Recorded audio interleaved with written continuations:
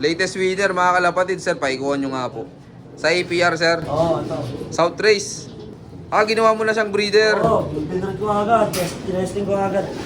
Ito mga kalapatid, so, super set winner ng APR. Bali ano siya, 8 overall.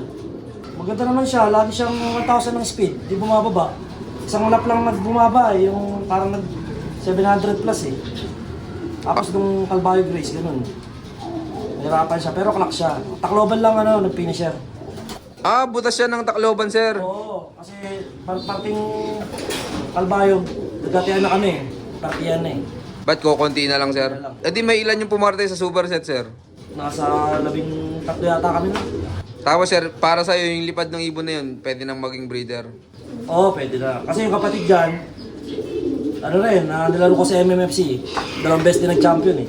Multiple pulling winner din eh. Buoy siya. Tapos siya may lap champion din. Ito wala, consistent lang. Basta, ang speed nila lagi nasa 1,000 plus lang. Yun. Saan mo naman naipara, sir? Pinalis ko sa chewing niya. Hand breeding. Ayos. Ito mga kalapatids. Ito yung winner mismo. Abangan natin yung pairing na to mga kalapatids. Pero ikaw dito, anong madalas mong gawin sa breeding, sir? Line breeding o cross breeding? Depende kung makakuha natin na ibon na available kasi minsan hindi pa kondisyon eh. Pero kadalasan, line breeding mas maganda sa akin. Tapos sir, pag magdadagdag ka ng breeder dito, ano yung tinitignan mo sa katangian ng ibon? Siyempre yung nilipad ng pamilya, nanalo, nakakilala ko yung may-ari na naglipad. Yun, maraming salamat po, sir. Ito, isa sa mga pundasyon ko rin dito. Galing kay Sir Nurture to eh. Imbrek. Imbrek naman mga kalapatids, so. Pero ang alam ko itong imbrek niya, Maclops. Kaya pagdating ng derby, matulid. Yan ang mga kasama mo, sir, pag derby. Oo, meron akong linyada rito. Galing. Nilaro ko sa MMFC. Yung linyada niya, champion ng Katarman. Auction winner, champion. Last year. Mga kalapatids, so. Itong ibon na to, sir, may lipad po ba? Wala lipad to. Naka-personalize to ng Lagalag. Naka-personalized mo. Ito, bali yung linyada na ito. SBR, Jansen, Shermans. Yan, nakapag-produce na rin siya ng mga lap winner, top 10, multiple pulling winner. Bali ang laro nila, sprint race. Ito mga kalapatids, so. Mga ilang kilometer, sir, bago mo makitaan ng bilis yung mga anak nan? Sisimula sa 250 hanggang 350. Norte kadalasan, mabibilis sila sa north. Pero sa south naman, lalaro ko rin, bago mag-derby, doon sila umaano. Sir, kumpleto ka dito, sir, may pangbungad, may panggitna, tsaka pangduluan. Yun. Ganun ang laro namin dito eh. Hindi pwede isa lang eh. Meron tayong mga makukunat, ganun. Makunat, pang-sprint, tsaka yung mga panggitna.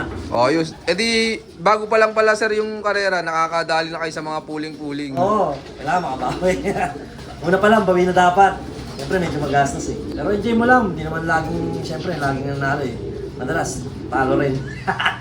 Ito, isang ibon ko, si Clea. Laro ko rin sa MMFC last year to eh. Ito mga kalapatid, so. Anong bloodline naman na ito, sir? First line. Tapos Winans. Imported. Pero baka kapunan lang na imported. Ano naging achievements ng ibon na yan, sir? Ito, 2 times champion. Tapos, multiple pulling winner. Tapos, sir, ginawa mo ng breeder yan. Ginawa ko ng breeder. Hanggang lang to, nag-clock to, hanggang Kalbayog eh. Naka-MacArthur to eh. Kaya nung bago mag-MacArthur, nag-busy ako, hindi ko naikarga. Sayang Niyakot na ito, nasa 100 mahigit. Laki din pala, sa pooling lang yun. Lahat yun, pagos sa iba't ibang club eh, sa 4 o 5 club. Ito mga kalapatid, so. Tsaka hindi kalaki yan, sir, Rate lang siya. Ayan yung mga gusto mong size ng katawan ng panlaban. Ganito lang. May kapartner to, si Ibana. Ando sa kabila. Ito nga pala si Ibana. Isa sa malupit kong ibon dito. Ito mga kalapatid, so. Anong bloodline na ito, sir? Ito, bloodline niya, Skin Banril, Imbrek. Tapos, Banwan Roy. Sablon pala, Sablon. Kamusta naman, sir, nung kinakarera mo, simula nung first lap derby? Ito, consistent to. Laging nasa top 10 to eh. Number 1 tsaka number 2. Bali, magkasunod na lap. Champion tsaka second place. Buoy, so. Tapos multiple pulling winner din siya. Naglaro ko last year sa MMFC. Isa sa doon sa 1 to 5 akin eh. Sa text clocking eh. Isa sa doon na sa ibon na yun. 1 to 5, sir, sa'yo? Bali siya, nilaro ko noon. 7 ibon lang yata yun. Tapos 1 to 5 sa akin. Nakuha ka sinwerte. Ang bangis oh, ito mga kalapatids oh. Pero to sir, pumasok ng overall. Hindi pumasok sa overall to nagbutas to isang lap Dating nung kalbayog, ano rin siya, atap lang, konti lang. Dapat nakakarga ko rin na MacArthur to hindi ko rin nakakarga Busy rin So bagay, mahirap magkarga ng alanganin sir eh, no? Busy pag hindi handa yung ibon, hindi may karga Yan, congrats kay Sir Joseph. Ikaw pala sir, paano mag-prepare ng mga panlaban mo dito? Sa una, ano muna, deworming. Ganyan, pero syempre, nabakuna mo ng ibon, di ba? Pag derby na, ano muna, bubooster mo muna. Tapos, deworming. Tapos noon, flushing. Tapos, pag Lunes, bigyan ka na ng mga natural. Bigyan ko ng oregano, ganyan, bawang, acidifier, yung suka. Yan. Tapos pag Martes, probiotic. Hercules, Bebes, mga multivitamins. Ganyan. Kung ano yung mga napapanood nyo, ganun lang din. Pero pag may nagtatanong talaga sa akin ng sistema, sinasabi ko yung sistema ni Mang Tom Medivera, PDB. Yun ang magandang sistema. Yun lang ina-apply ko Lahat nandun na.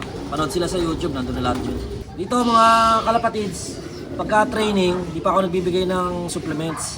Mga tubig lang, ganyan. Tapos, pag tumuntong na ng mga 200 plus, yan, magpapatikim na ako paunti-unti. Bibigay na ako ng electrolytes, multivitamins, yan, mga brewer cheese, yan, vitamin C, palayo ng palayo. Tapos, derby na, bibigay na ako ng B-complex, ay, mga binibigay nila Mantom. Ganon, tapos, papatak ng mga patak, mga reload, yan, pag derby. Araw ng derby. Simple lang, hindi naman masyadong komplikado. Importante, training. Batak yung ibon mo sa lipad. Mula umaga, yan, palipad ka ng mga isang oras kalahati. Pag sa hapon, ganun din.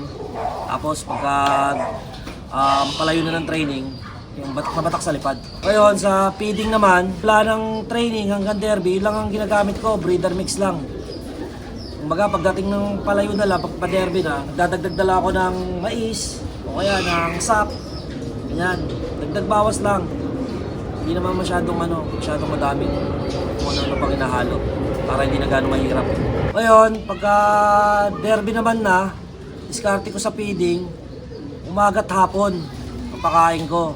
Tapos, habang palayo ng palayo, padagdag yung binibigay kong pakal. Kasi, lumalaki na yung mga ibon kailangan magmamasin na sila Kailangan dinadagdagan ng pagkain. Tapos, pagka bago sa mga track, siguro mga 2 to 3 weeks, tinuturuan ko yung ibon ko na kumain ng dito sa steel matting. Yan sa labas. Para sanay tumuka sa steel matting kasi sinusuot yung ulo Para makakain sa truck na maayos, sanay sila. Dito pa lang sinasanay mo na sila? Oo, sinasanay ko na. Lalagay ko yung feeding ko dito sa labas. Usually sa loob ako nagpapakain pero pagka pa-derby na, lalagay ko dyan feeder ko sa labas, tituro akong kumain sa labas. Yung nilalabas yung ulo nila para kung sakali, pagdating sa truck, alam nila kumain. Ganun. Yun, maraming salamat sir. Pero sir, ikaw dito pag derby, ano yung pinakang gamit mo na supplements dito? Ginagamit ko, B-complex lang. Kung ano yung ginagamit ni Mang Tom, yun lang sinusunod ko para di na tayo maligaw. Sino ba naman tayo kung kumpara kay Mang Tom, di ba? Ayun ang pabao mo sir, B-complex? Oo, B-complex. B-complex na binibigay ko. Pang-recover mo sa ibon sir, anong mga gamit mo? Pang-recover ko pagdating, electrolyte. Yan, tapos ngayon, nakaraan, sinubukan ko yung ginagamit natin, yung ginamit ni kaibigan natin si Igano, yung Red Bull. Okay din naman, ganda rin naman. Sandali lang, buhay na yung ibon. Kaya ko kung masusubukan nyo, pero palagay ko okay naman. Yun, maraming salamat po Sir Joseph. Yan, Sir Joseph, tingin mo naman ano yung pinakang importante sa pagkakalapati para manalo? Siyempre, yung mga ibon na nananalo, winning line, bloodline. Tapos, suportado ka ng pamilya mo. Siyempre, pag may kontra, hindi maganda, malas yun. Ganon. Sistema. May sistema ka. Tapos, tutok ka sa ibon mo. Tsaka, batak sa ibon mo sa lipad. Recovery, kailangan din. Tsaka yung ngayon uso yung yung mga sakit ng ibon Kailangan marunong ka magpagaling ng ibon mo. Kung sakaling tamaan ng sakit, alam mo yung gamot na ibibigay. Marami kasing hindi nila alam yung gamot na ibibigay, maling gamot ang binibigay. Kaya, ayun, tumutukod yung ibon. Hindi gumagaling. Papahinga mo yung kailangan ganun. Yan, maraming salamat sir. Yan, tingin mo naman sir, gaano kasaya sa pagkakalapati? Masaya. Masaya sa pagkakalapate. Lalo na pagka nananalo ka lagi. Pagka hindi ka naman nanalo, maging masaya ka pa rin. Siyempre, nanalo naman yung ibang kalapatis natin. Hindi naman pwedeng ikaw lang lagi nanalo di ba? Ganun lang yun. Muli, ako po si Joseph So ng So Brothers Racing Pigeon ng Bacoor, Cavite. I love this game. Yon, maraming salamat sa patuloy suporta mga kalapatid. Siyempre maraming salamat din kay Sir Joseph yan sa pag-unlock na makapag-love visit tayo sa kanya. Sir, baka pala may mga gusto kang shoutout dyan. Nga pala, shoutout sa misis ko, tsaka doon sa dalawang kong anak. Tapos doon sa utol ko kay Jobotso, tsaka kay Sir Melchor, Di Asis. Mga tropa natin dito sa tabing dagat, tsaka kay Cap Arnold. Sa mga iba pang mga kalapatins dyan. Yung mga nakuha ko ng ibon, yung mga SBR natin, tumigil na kasi kay Sir Eric Carlos, salamat sa inyo, nabigyan nyo kami ng magandang pundasyon. Yun, shoutout sa inyo lahat. At syempre, shoutout din sa lahat ng mga patuloy na sumusuporta dyan. At abangan nyo pa yung mga susunod kong follow-up visit sa'yo na keep watching and God bless you all. Thank you. Thank you.